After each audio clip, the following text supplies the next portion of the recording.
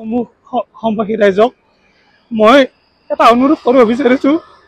এই ওমেগা আই ক্লিনিকত মই 2015 চনৰ পৰা কাম কৰি আছিলোঁ, কিন্তু মোৰ দেউতা যোৱা মঙলবাৰে ঢুকালে। দেউতাৰ মৃত্যুৰ সময়ত মই ৰাতিপুৱা 9 বজাত বাইদেউক ক'ব গৈছিলোঁ, বাইদেউ মোৰ দেউতা ঢুকালে, মই ঘৰত যাব লাগিব।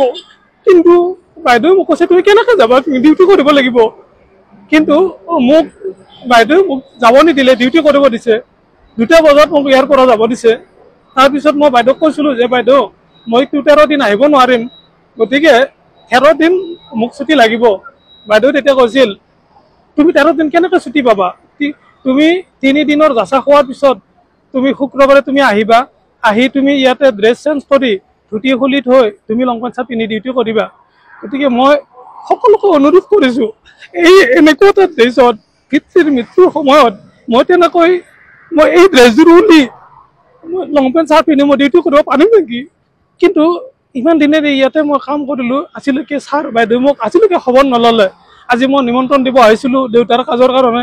আহোঁতে মোক চিধাই এটা কথা কৈছে যে তোমাক আৰু আজিৰ পৰা আমাক নালাগে, তুমি তোমাৰ যিখিনি কাপোৰ কানি কি আছে সেইখিনি তুমি ইয়াৰ পৰা লৈ যাবা।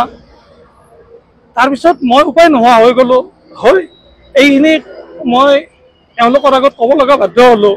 এইখিনি মই নকলোহেঁতেন, কিন্তু আপোনালোকে বিচাৰ কৰি চাওক, দেউতাৰ মৃত্যুৰ সময়তো এনেকৈ কোনো অনুষ্ঠানে ছুটি নিদিয়ে নেকি বাৰু?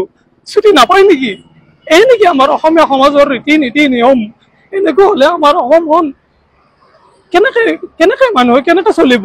এইখিনি যদি মানৱতা গুণ নাই এজন ডক্তৰৰ, তেখেত চকুৰ ডক্তৰ, আই স্পেচিয়েলিষ্ট ডক্তৰ R.K. দাস, সকলোৱে শ্ৰদ্ধা কৰে, সকলোৱে চিনি পায়, কিন্তু তেখেতে মোৰ ক্ষেত্ৰত এনেকুৱা কৰিব নালাগিছিল। আপোনালোকে কথাখিনি ভালদৰে বুজি চাব, কিন্তু বাইদেউ এইখিনি কৰিব নালাগিছিল। মোৰ আজি বহুত বেয়া লাগিছে, বহুত দুখ লাগিছে। মই এনেকুৱাকৈ আজি এই মিডিয়াৰ সন্মুখত আহিব লগা হোৱাৰ কাৰণে সঁচাই মোৰ দুখিত, মোৰ বহুত বেয়া লাগিছে। আপোনালোকে মোক মাফ কৰিব, কিন্তু মই কথাখিনি ক'ব লগা বাধ্য হ'লোঁ কাৰণেহে কথাখিনি ক'লোঁ।